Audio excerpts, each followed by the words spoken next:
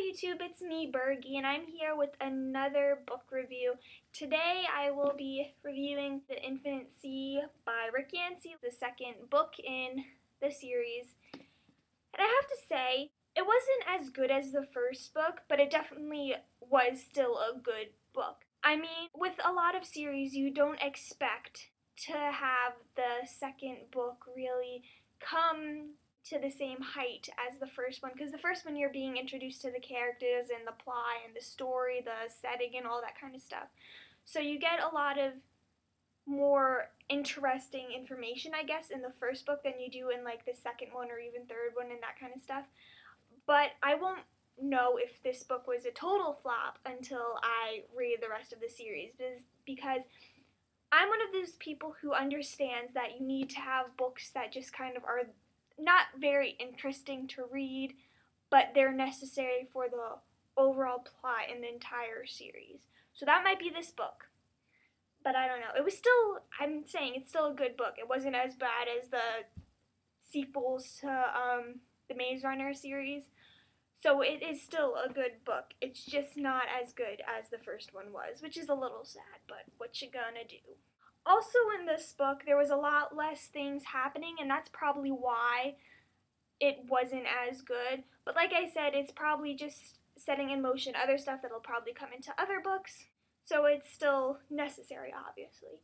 But yeah, like in my first reaction to the fifth wave, I am not going to do any spoilers at all. I'm just going to do a quick overview because, like I said, I want people to read this series because I think it has great potential, especially with the first book.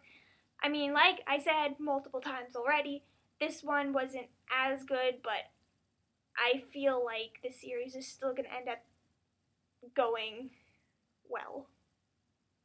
I'm really just going to touch base on the characters, because if I go into like the plot and that kind of stuff, obviously I'll be giving stuff away, and if you haven't read the first book or if you haven't read the second book yet, then you're going to be pretty lost. So I'm just going to stick to characters so that can maybe draw you in to read the second book or the entire series if you haven't read it yet. So in this book there's more variety of character or narrators. It's not the same necessarily as the ones that we saw in the fifth wave. In that one we had Cassie, Evan, Ben, and Sam for a part. We still have Cassie and Evan, which I'll talk about them a little bit later, because they're important, of course, because they're both kind of main characters. But there were two others that were new to the narration of this series, and they were kind of really important. So the first one is Rinker. We met her in the first book, so if you did not read that, you don't know who she is, obviously, but she is very over-analytical, kind of paranoid. I mean, with the things that she has to go through, I mean, it's understandable to be a little bit on edge about everything, because you need to survive. That's the only way that she kind of lasted that as long as she did in this world. She holds on to rage, which I'm pretty sure in the first book we saw that Cassie held on to hope more, so Rinker holds on to rage. And this, along with other things within the story during Rinker's point of view and stuff, we see that Rinker is like an anti-Cassie and is just like obviously the complete opposite, not even just in personality or thoughts and stuff, but also in how she looks. And then in this book, a lot of interesting things happen to her, and during those times she realizes some very important things, but I will not go into that because, again, I do not want to spoil anything. The second new narrator in this series is Pound Cake. And let me tell you, I just feel like he's just like a little teddy bear because I feel so bad for him. In this book, we find out Pound Cake's backstory, and oh my goodness, all the characters in this book, they have tragic backstories because it's, like I said in the first review, kind of a dystopian kind of novel, so obviously bad stuff is going to happen. But Pound Cake, holy crap, his backstory and his previous life before all this started happening, well, when this started happening, it's just so horrible. And that is why we find out why he is mute. He doesn't talk because, I mean, I think he might be a preteen. I'm not exactly sure. I haven't read the book in a while, but I'm pretty sure he's a preteen. And with the shit he's dealt with, I'm surprised he just didn't, like, die of just, like, shock and all, and fear and that kind of stuff. But he is mute. And then, to make matters worse, he gets made fun of all the time. I mean, his nickname is Pound Cake. That's not a very nice name. And so he also has to deal with that on top of being mute. So because of him being mute, he can't stand up for himself. So everybody just feels like it's okay to kind of make fun of him, which it's not. But, yeah, just Pound Cake. Oh, I feel so bad. But the thing is, he is so courageous. He's actually, I think, the true hero of this book. Holy crap. He doesn't even have to talk to show how courageous and heroic he is. It's just amazing. And then the other two narrators, like I said, are Cassie and Evan. In this book, we see that Cassie is trying to allow others to take care of Sam with her. She's not taking the responsibility all for herself. And then also we find that she's becoming more trusting of other people, and that's what allows her to let other people maybe help her in taking care of her brother Sam. She also realizes that Sam isn't the little kid that he was before all this stuff has been happening. So she kind of has to let him on like a little bit longer leash. Like, she still cares for him and tries to protect him and stuff, but she has realized that she can't like keep him like right by her side because he was forced to grow up. And she's still a badass. Like, honestly, I wish I could be as badass as her. But yeah. And then Evan, I think he took a little bit of a backseat in this book, even though he was a narrator. He didn't really, at least I don't remember that much stuff happening really. In this book though, he does choose what part of him he wants to be, which I'm not going to go into that. If you have read the book, then you know what I mean. If not, go read the book and you'll find out.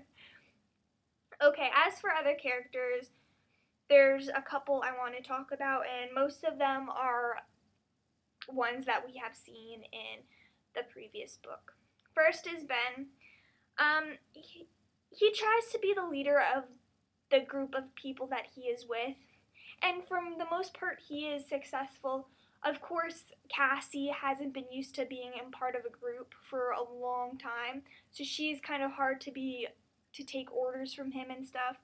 And then also Rinker, she kind of like doesn't bow down to him because they've been on the same level basically in the first book, and so she doesn't really listen to him as much. She still heeds his advice and stuff, but at the end of the day, she'll do what she wants to do. So, but with the others, Ben is in charge. He is the leader of the group.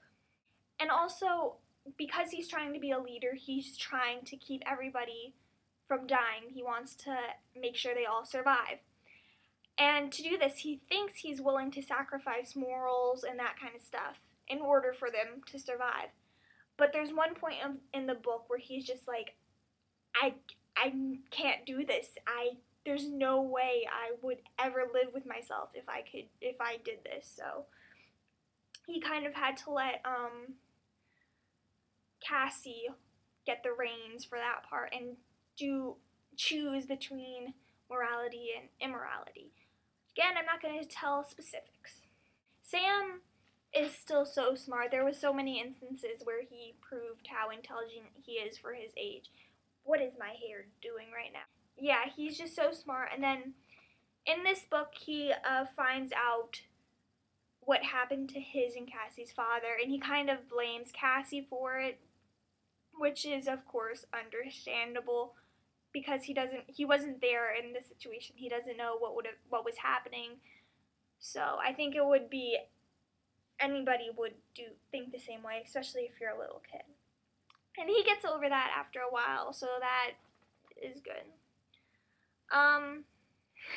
There's a new character we find out in this book, and her name is Grace, and she is a silencer, which, if you don't know what that means, I'm sorry, you're gonna have to read the book to find out. But she is just a crazy, clingy bitch. No other words to describe her. That's really all I remember her. She just, and I don't know, she just is a crazy bitch. That's all I can say with what she's done. Another new character is Razor, and he's very intelligent, I think. I don't know though if that was him or if it was the people behind Razor's whole involvement.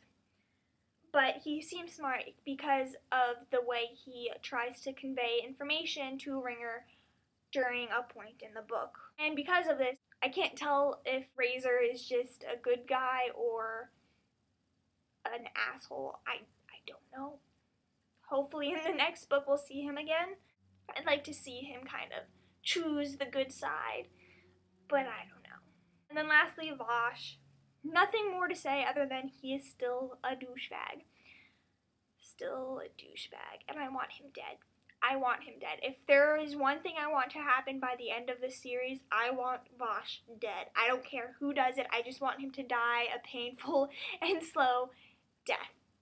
Because, I don't know, I think I'd kind of compare him to Umbridge. Maybe a little bit more outrightly dick, but still kind of Umbridge-y. So, I want him dead so much. But yeah, I think that's it for this book.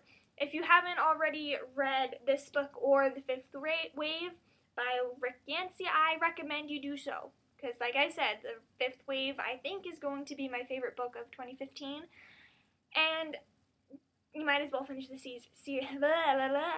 You might as well finish the series if you started with The Fifth Wave. Because I mean, at the end of The Fifth Wave, I wanted to know what was going to happen. And the only way to do that, obviously, is to read the rest of the books. This is the only book come out yet. Can't talk. This is the only other book out so far. I don't remember when the next book is coming out. I, for some reason, feel it's going to be the spring of 2016, but I'm not entirely sure. Also, I think the trailer for the movie came out. I haven't seen it yet. So if you would like to see my reaction to the trailer, let me know in the comments below, and I'll be back soon. So please like, share, comment, subscribe, all that cool stuff. And oh, one more thing. I know this is something small, but I finally reached 20 subscribers, and I know that's kind of sad after almost a year of being on YouTube, but I honestly thought I was only going to have like one subscriber, and that would be my mom. But no, I have 20, and I'm almost to 1,000 views, which is also exciting. So please keep on watching, and please support me. Hopefully I can get a couple more subscribers by the time my 1 year anniversary of YouTube happens. So yeah, please do what I just said and like, do all that stuff, and I'll see you next time.